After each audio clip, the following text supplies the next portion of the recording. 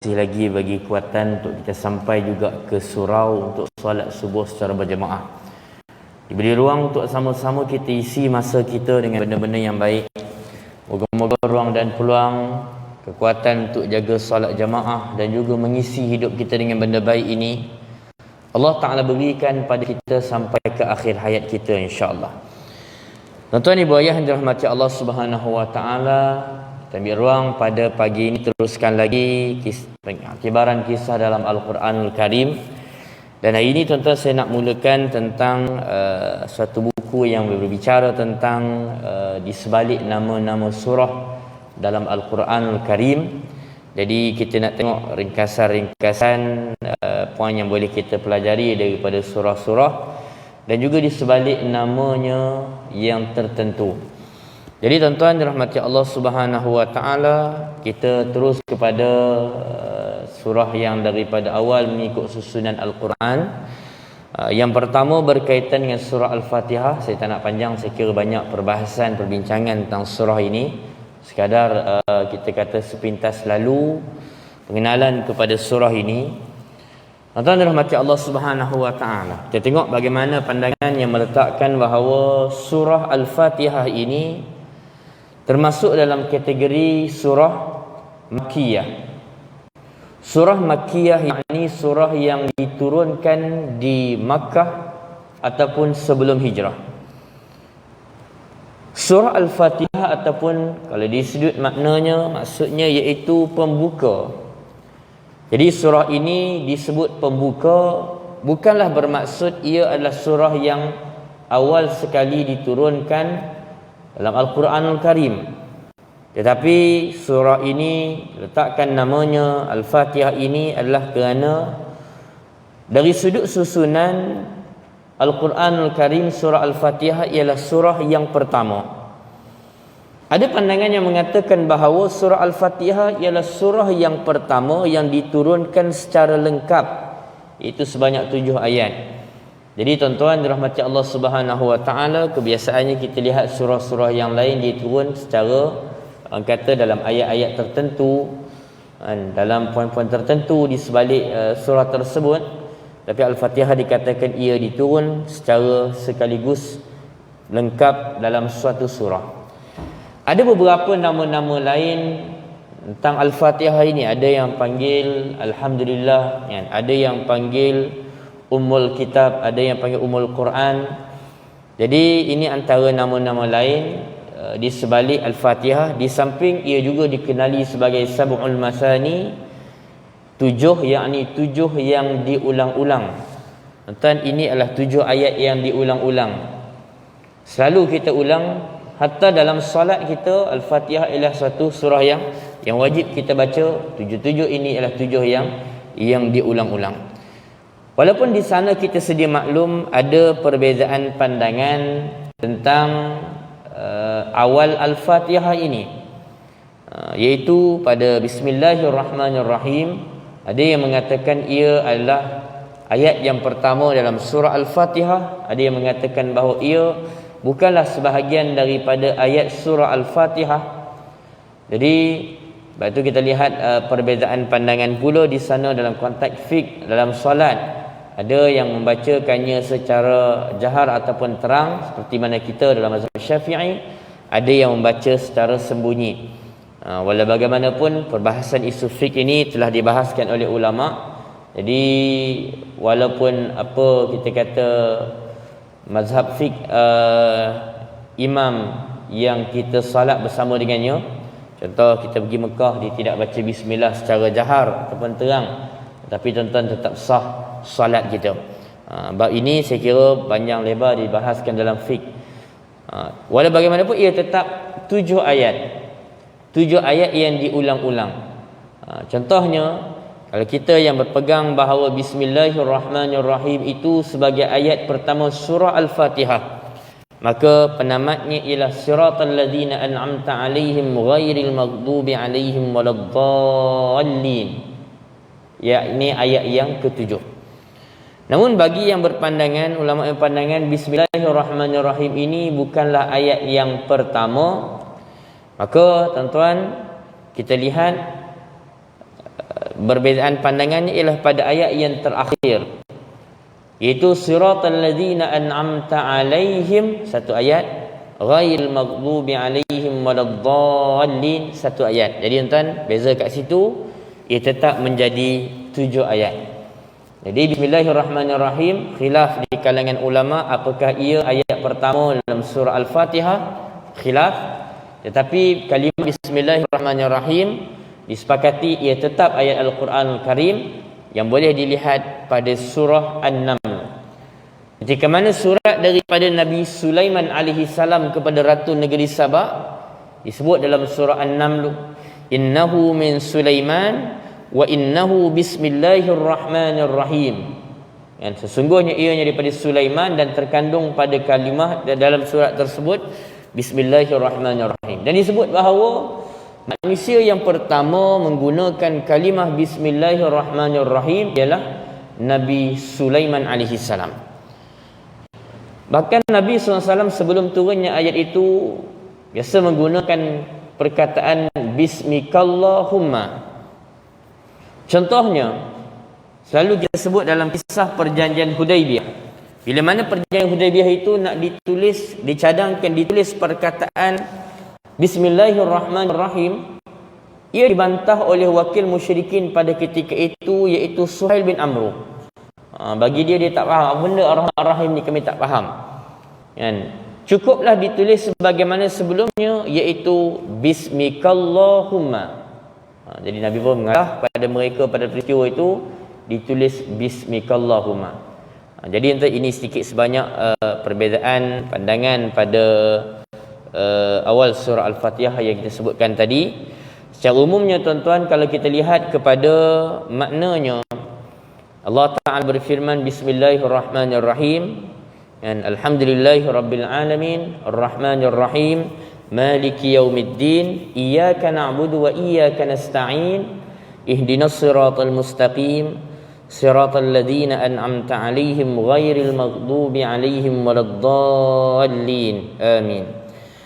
Dengan nama Allah yang Maha Pemurah lagi Maha Mengasihani. Segala puji tertentu bagi Allah, Tuhan yang melihara dan mentadbir sekalian alam, yang Maha Pemurah lagi Maha Mengasihani, yang menguasai pemerintahan hari pembalasan, yakni hari akhirat. Engkaulah saja ya Allah yang kami sembah, dan kepada Engkaulah sahaja kami mohon pertolongan. Tunjukilah kami jalan yang lurus, iaitu orang-orang yang Engkau telah kurniakan nikmat kepada mereka, bukan jalan orang-orang yang Engkau telah murkai, dan bukan pula jalan orang yang sesat. Tuan, siapakah orang yang dimurkai? Ditafsirkan dengan sebagai orang Yahudi. Kenapa tuan-tuan Yahudi dimurkai? Antaranya mereka ini ada ilmu, ada di kalangan mereka ahlul ilmu, diberi pengetahuan tentang kitab, tapi mereka selewengkan, mereka menyembunyikan, bahkan mereka menyesatkan orang pula dengan memutarbalit isi kandungan kitab itu. Jadi tuan-tuan, orang yang tahu tapi buat-buat tak tahu ataupun menyembunyikan apa yang dia tahu, maka dia layak untuk mendapat kemurkaan Allah. Adapun golongan yang sesat ditafsirkan sebagai Nasrani. Antaranya ialah dari sudut sejarah tuan-tuan, agama Nasrani yang menyeleweng setelah Nabi Isa AS diangkat ke langit. Sejarahnya tuan-tuan, mereka disesatkan oleh orang Yahudi sendiri. Tuan, orang Yahudi berjaya menipu daya sehingga hatta di kalangan orang-orang yang disebut sebagai Hawariyun, penolong-penolong Nabi Isa AS pun ada yang telah berjaya disesatkan oleh orang-orang Yahudi.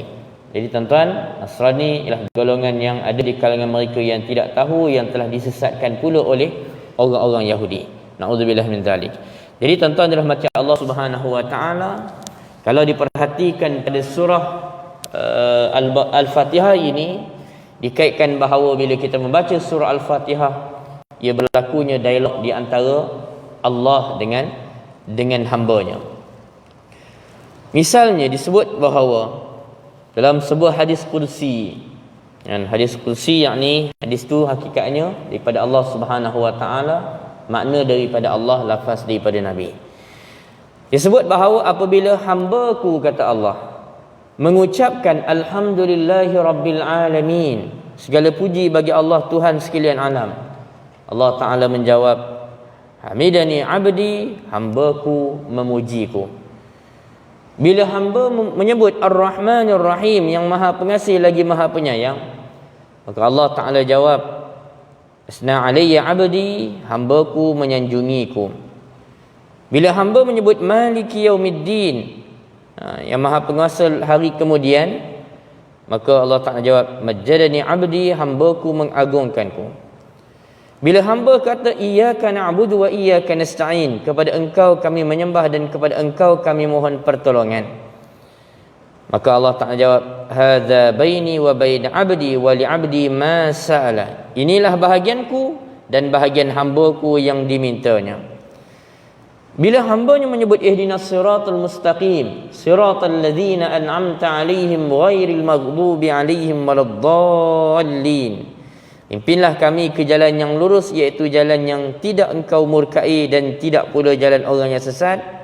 Maka Allah Ta'ala jawab, hadza li 'abdi wa li 'abdi ma sa'ala.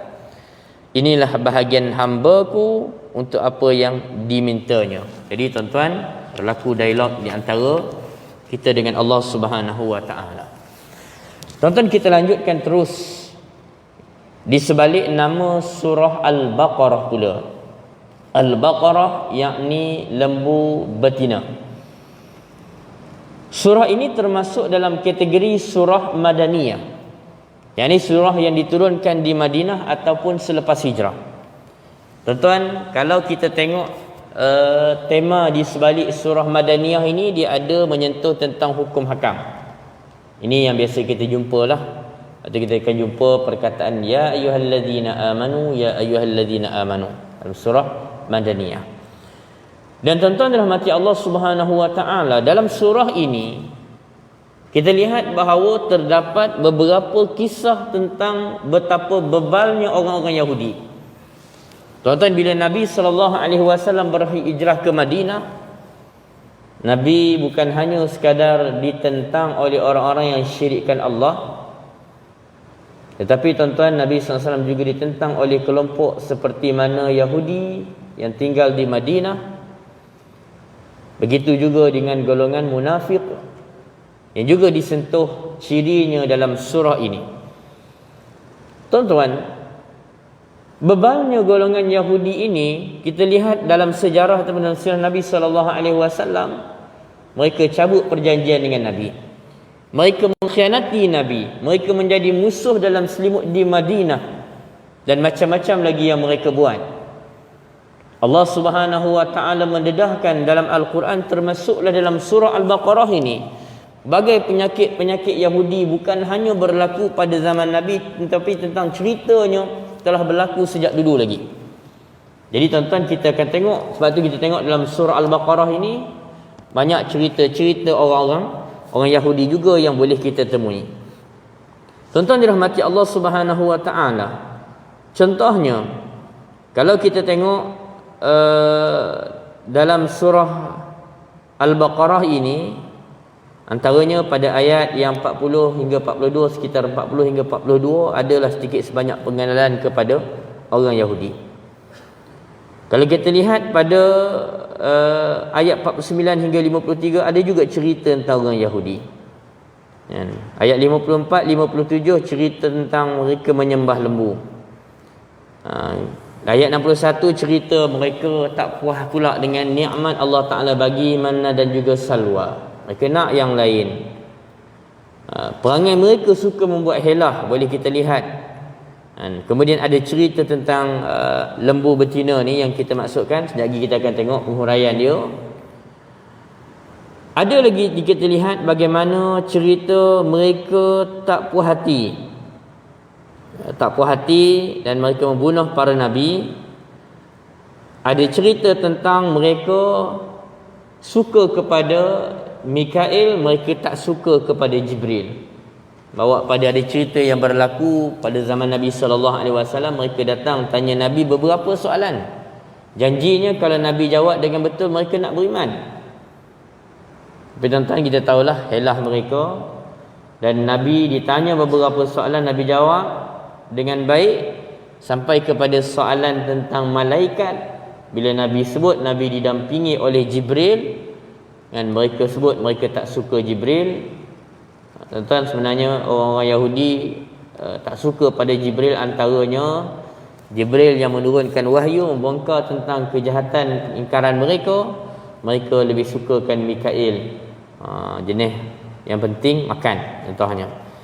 Ada cerita tentang sihir yang boleh kita lihat tentang Bani Israel juga pada zaman Nabi Sulaiman alaihi salam.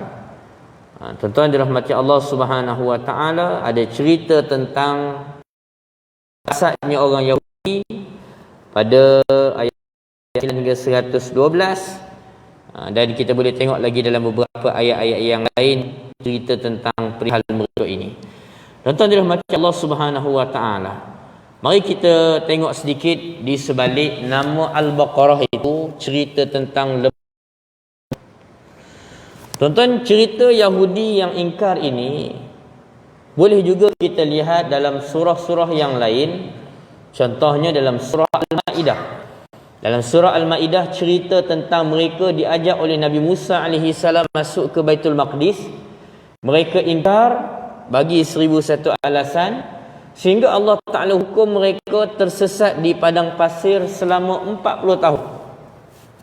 Jadi tuan-tuan, pernah cerita tentang mereka tersesat 40 tahun di padang pasir. Dan lepas daripada tersesat itu, ada di kalangan mereka yang telah meninggal dunia, tinggallah yang okey-okey sikit. Dan lepas daripada orang kata tempoh 40 tahun itu, mereka dipimpin oleh Yusha' bin Nun. Dan di saat mereka nak masuk ke Baitul Maqdis, mereka ingkar lagi. Tuan, ada ceritanya juga dalam surah Al-Baqarah ini. Jadi tuan-tuan bayangkan macam mana bebalnya golongan Bani Israel ini. Bila mana Allah Subhanahu wa taala suruh masuk ke dalam masuk ke Baitul Maqdis dalam keadaan sujud, tunduk, kan? Dan juga Allah Subhanahu wa taala sebut dalam ayat 58 surah Al-Baqarah itu, wa idh qulna dukhulu hadhihi al-qaryata fakulu minha haitsu syi'tum raghada wa dukhulul baba sujada wa qulu hittah wa qulu hittatun naghfir lakum khatayakum wa sanazidul muhsinin. Allah Taala cerita tentang perintah Allah suruh mereka masuk ke bandar itu, makan dan minum. Dan juga Allah Ta'ala suruh masuk melalui pintunya dalam keadaan tunduk ataupun sujud, merendah diri dan mintalah ampun kepada Allah Subhanahu wa taala. Ya Allah, ampunilah dosa kami.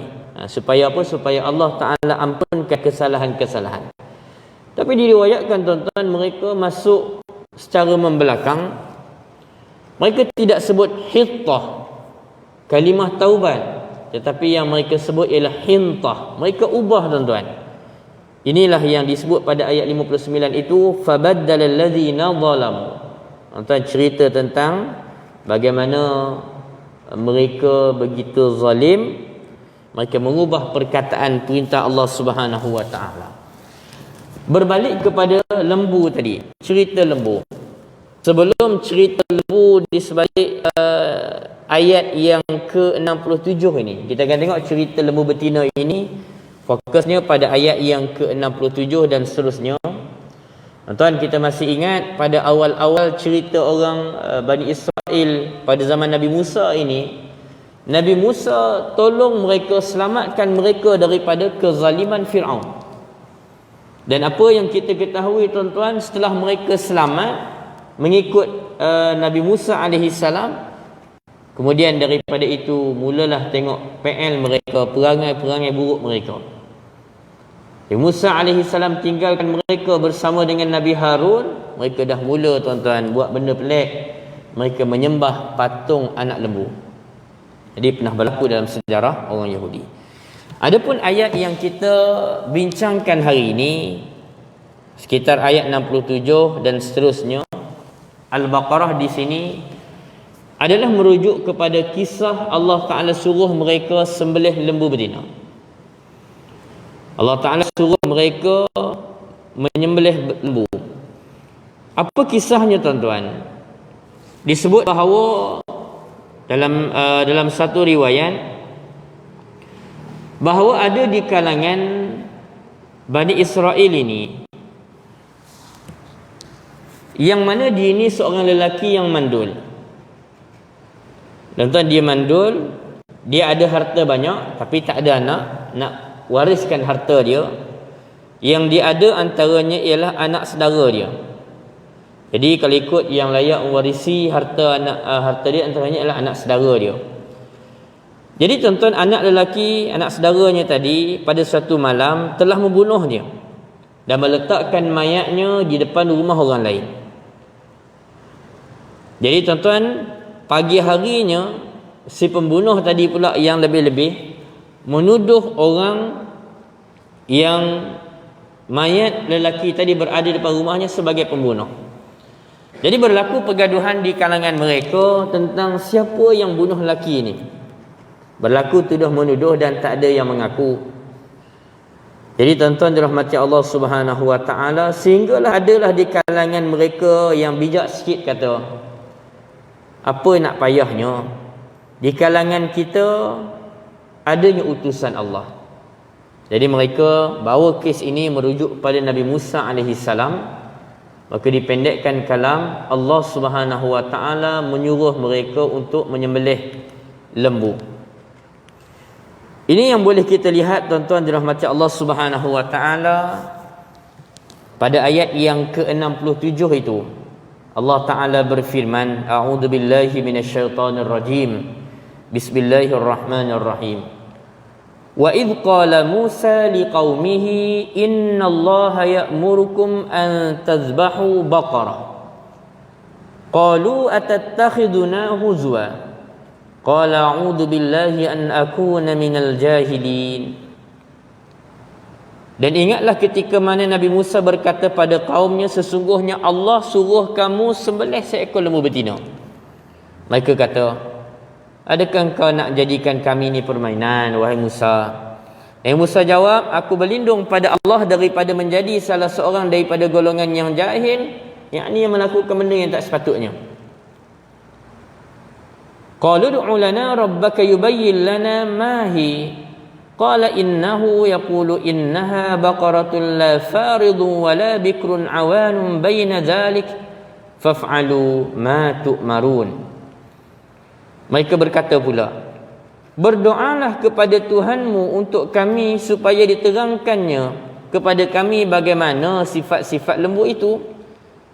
Kemudian Nabi Musa jawab bahawasanya Allah berfirman bahawa lembu betina itu ialah seekor lembu yang tidak terlalu tua dan tidak terlalu muda, pertengahan umurnya, yang antara itu. Maka kerjakanlah apa yang diperintahkan pada kamu melakukannya. Jadi tuan-tuan yang dirahmati Allah Subhanahu wa taala, mereka tanya. Yang tanya itu sebenarnya tuan-tuan, tanya yang bawa kepada menyusahkan. Ada pandangan menyebut tuan-tuan, kenapa mereka tanya? Sebenarnya lebih kepada nak sindir Nabi Musa alaihi salam. Jadi mereka nak sindir Nabi Musa alaihi salam, dan ini semuanya alasan-alasan saja yang bagi mereka ini benda yang macam tak logik lah, tak ada kaitan. Jadi tuan-tuan rahmati Allah Subhanahu wa taala, kata Al-Maududi, di antara hikmah Allah Taala suruh untuk sembelih lembu ni, Allah Ta'ala uji Bani Israel sebagaimana nak ingatkan mereka Bani Israel tadi tentang peristiwa mereka pernah menganggap lembu sebagai Tuhan. Dan tuan-tuan, Allah Ta'ala nak tunjukkan juga tuan-tuan macam mana perangai penyakit mengada-ngada Bani Israel ini. Bila disuruh, mereka tanya pula. Tuan-tuan, kita diajar tuan-tuan, wala tasalu an asya', jangan tanya benda-benda yang boleh akhirnya menyusahkan. Sebab kalau kita lihat tuan-tuan, disebut dalam tafsir, sebenarnya kalaulah mereka cari, bila Allah Ta'ala perintah sembelih lembu betina tu, cari lembu yang paling buruk pun, kata Ibnu Abbas radhiyallahu anhuma, nescaya Allah Ta'ala kan terima, kira dah settle dah. Tapi sebab mereka yang cari pasal, tanya itu dan ini, maka tanya yang akhirnya membawa mereka kepada kesusahan. Jadi tuan-tuan yang dirahmati Allah Subhanahu wa taala, kita tengok lagi kemudiannya. Qalu ud'u lana rabbaka yubayyin lana ma launuha. Qala innahu yaqulu innaha baqaratun safra'u faqi'un launuha tasurrun nadhirin. Mereka kata, pohonkanlah pada Tuhanmu untuk kami, supaya diterangkannya pada kami apa warnanya. Nabi Musa jawab, bahawasanya Allah Ta'ala berfirman, bahawa lembu betina itu ialah seekor lembu kuning, kuning tua warnanya, lagi menyukakan orang-orang melihatnya. Jadi tuan-tuan yang dirahmati Allah Subhanahu wa taala, maka disebutlah pula tentang warnanya, kan? Bagaimana orang kata keadaannya tadi. Dah tadi disebut tentang umur, dah bagi umur mereka tanya lagi, maka disebut pula tentang warnanya. Tuan-tuan yang dirahmati Allah Subhanahu wa taala, kemudiannya kalau kita lihat, mereka tidak terhenti sekadar itu sahaja, tetapi ditanya lagi tentang ciri yang seterusnya. Qalu ud'u lana rabbaka yubayyin lana ma hiya innal baqara tashabaha alaina wa inna insya'allahu lamuhtadun. Pohonkanlah kepadanya untuk kami supaya diterangkan kepada kami lembu betina yang mana satu. Kerana sungguhnya lembu yang dikehendaki itu kesamaran pada kami, susah kami memilihnya. Ada lagi. Dan kami insya-Allah akan mendapat petunjuk untuk mencari dan menyembelih lembu itu. Qala innahu yaqulu innaha baqaratul la dhalulun tusirul ard wa la tasqil harsa musallamatul la shiyata fiha. Qalu al-ana ji'ta bil haqq fadhabahuha wa ma kadu yaf'alun. Nabi Musa jawab, bahawasanya Allah Ta'ala berfirman, sebenarnya lembu yang dikehendaki itu ialah lembu betina yang tak pernah digunakan untuk bajak sawah, tak pernah digunakan untuk membajak tanah, tidak pula digunakan untuk mengangkut air untuk menyiram tanaman. Ia juga tidak cacat, tidak ada belang pada warnanya. Mereka kata, sekarang barulah engkau dapat menerangkan sifat-sifatnya yang sebenar. Maka mereka pun menyembelih lembu yang tersebut, dan hampir-hampir mereka tak dapat menunaikan perintah Allah Ta'ala tadi. Kenapa tentang hampir mereka tak boleh tadi? Sebab kerana perangai mereka sendiri yang tanya, banyak pertikai yang akhirnya menyusahkan mereka. Tuan-tuan dirahmati Allah Subhanahu wa taala. Jadi kerana keras kepala mereka, mereka diperberatkan oleh Allah Subhanahu wa taala. Jadi tuan, disebut bahawa akhirnya mereka dapatlah lembu yang diperintahkan. Dalam satu riwayat daripada Ibnu Abi Hatim dikatakan bahawa ternyata lembu betina itu adalah milik seorang lelaki yang memang tak ada lembu lain kecuali lembu tu saja, satu-satunya. Akhirnya pemilik lembu tadi bagi syarat. Dia kata, sebagai tukarannya aku tak mahu kurang daripada sejumlah emas yang memenuhi kulitnya. Maka mereka terpaksa ambil lembu betina tersebut dengan memberikan tukaran beberapa emas yang sepenuh kulitnya tadi. Mereka menyembelih lembu tersebut, lalu memukul sebahagian daripada anggota badannya ke tubuh mayat yang dimaksudkan. Ini perintah Allah Ta'ala, sembelih, ambil satu bahagian badan ditentukan dan dipukul pada mayat tersebut. Akhirnya mayat tadi dapat hidup. Mereka bertanya, siapa yang membunuh kamu? Dia jawab, orang ini. Mengisyaratkan kepada anak saudaranya. Lalu mayat tadi pun tumbang balik, mati balik. Maka tuan-tuan, si pembunuh tadi pun dikenal pasti, ia tidak diberikan sedikit harta pun daripada peninggalan si mayat. Begitulah juga peristiwa ini. Dalam peristiwa itu, maka setiap pembunuh, sesudah peristiwa ini, siapa-siapa pun yang membunuh, maka dia tidak layak menerima harta warisan daripada orang yang dibunuhnya. Jadi tuan-tuan dirahmati Allah Subhanahu wa taala, Allah Taala juga menunjukkan kekuasaannya bahawa boleh berlaku suatu benda yang di luar logik akal manusia. Benda apa tuan yang di luar logik akal manusia? yang selalu dipertikaikan zaman berzaman di kalangan umat-umat para nabi terdahulu, dari zaman dulu sampai kemudian, iaitu adanya kehidupan setelah kematian. Ini yang dipertikaikan. Dan Allah Ta'ala telah menunjukkan beberapa peristiwa pelik dalam sejarah. Ada kisah orang-orang yang mati boleh dihidupkan semula dengan izin Allah. Termasuk peristiwa ini, termasuk cerita Nabi Isa alaihi salam, termasuk dalam cerita orang yang tidur lama kemudian Allah Ta'ala bangkitkan. Contohnya dalam surah Al-Baqarah pun ada ceritanya. Pada juzuk yang ketiga, cerita tentang ada seorang hamba Allah yang mana Allah Ta'ala tidurkan dia selama 100 tahun, kemudian dihidupkan kembali. Kita boleh rujuk pada muka surat yang kedua daripada juzuk yang ketiga, tan belakangnya, ayat bawah sekali. Tak disebut namanya lelaki tersebut, tapi ada riwayat menyebut dia adalah Uzair. Uzair ni orang yang baik. Cumanya tuan-tuan, dalam surah Taubah kita jumpa bagaimana orang-orang Nasrani mengatakan Nabi Isa itu anak Allah. Adapun orang-orang Yahudi mengatakan Uzair itu anak Allah. Ini kita kata dalam kes cerita orang yang tidur lama tapi Allah Ta'ala bangkitkan semula.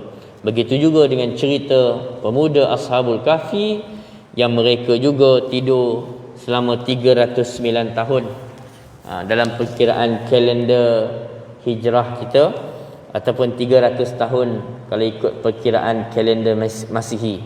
Tuan, lama logiknya tak begitu, tapi Allah Ta'ala tunjukkan kekuasaannya, menunjukkan bahawa amat mudah bagi Allah nak membangkitkan orang yang telah mati. Jadi kita pun nanti akan mati, dan amat mudah dan tidak mustahil Allah Subhanahu wa Ta'ala boleh menghidupkan kita setelah kematian kita. Tuan-tuan dirahmati Allah Subhanahu wa Ta'ala. Jadi kita tengok daripada ayat ini juga pengajaran dari sudut hukum, iaitu orang yang membunuh tidak boleh mewarisi harta daripada orang yang dibunuhnya. Jadi tuan-tuan yang dirahmati Allah Subhanahu wa Ta'ala, ini yang boleh kita lihat pengajaran daripada cerita di sebalik nama Al-Baqarah itu sendiri. Jadi tuan-tuan dirahmati Allah Subhanahu wa Ta'ala, dan dalam surah ini kalau kita perhatikan, dalam surah Al-Baqarah ini banyak doa-doa yang kita temui. Termasuklah ada cerita tentang doa Nabi Ibrahim alaihi salam, dan juga doa-doa yang lain. Dalam contohnya, Rabbana atina fid dunya hasanah wa fil akhirati hasanah wa qina azabannar. Juga dalam panduan daripada surah ini. Tuan-tuan dirahmati Allah Subhanahu wa Ta'ala, kalau kita lihat dalam surah ini ada ayat-ayat yang tertentu yang baik untuk kita amalkan dalam surah Al-Baqarah. Termasuklah tuan-tuan ayat kursi. Tuan-tuan, ayat kursi, sebab itu tuan kita kalau kalut macam mana pun solat, lepas solat jangan tinggal ayat kursi. Jangan tinggal ayat kursi. Kadang kita baca Al-Fatihah tapi tinggal ayat kursi, rugilah. Rugi tentang perkara tadi. Tuan-tuan dirahmati Allah Subhanahu wa Ta'ala, di samping ayat kursi, antara ayat yang baik untuk kita amalkan ialah dua ayat yang terakhir daripada surah Al-Baqarah. Kerana di sana Nabi SAW sebut, barang siapa yang baca dua ayat terakhir daripada surah Al-Baqarah pada waktu malam, telah cukup baginya dengan keduanya. Ini kita kata benda yang besar berkaitan dengan dua ayat yang terakhir daripada surah Al-Baqarah ini yang kita boleh amalkan. Jadi sebab itu tengok dalam wirid sebahagiannya kita ada masa kita baca dua ayat terakhir ini daripada surah Al-Baqarah. Dalam sebuah hadis yang lain, Nabi kata janganlah menjadikan rumah kamu seperti perkuburan. Sesungguhnya syaitan lari daripada rumah yang dibaca padanya surah Al-Baqarah. Betul kali orang yang baru masuk rumah baru dan sebagainya nak melindungi rumahnya, maka antara pagar yang baik ialah surah Al-Baqarah. Jangan takat pasang CD je ataupun handphone, tapi kita sendiri yang bacalah surah Al-Baqarah ini. Tuan-tuan, moga-moga kita dapat sedikit sebanyak pengiktibaran dan juga pengajaran daripada surah Al-Baqarah ini. InsyaAllah tuan-tuan ada kelapangan kita tengok pula surah-surah yang lain di sebalik nama-nama surah yang lain dalam Al-Quran Al-Karim. Wallahu a'lam. Asabaka min hasanatin fa min Allah, wa asabaka min sayyi'atin fa min nafsi. A'udzubillahi minasyaitonir rajim. Bismillahirrahmanirrahim. Alhamdulillahi rabbil alamin, wassalatu wassalamu ala asyrafil anbiya'i wal mursalin wa ala alihi wa ashabihi ajma'in. Allahumma ighfir lana dhunubana wa liwalidina warhamhum kama rabbawna shiqara. Allahumma faqihna fid din wa 'allimna ta'wil waj'alna minal ulama'is salihin. Rabbana atina fid dunya hasanah fil akhirati hasanatan wa qina adzaban nar. Walhamdulillahi rabbil alamin. Tangguh dengan tasbih kafarah dan suratul asr.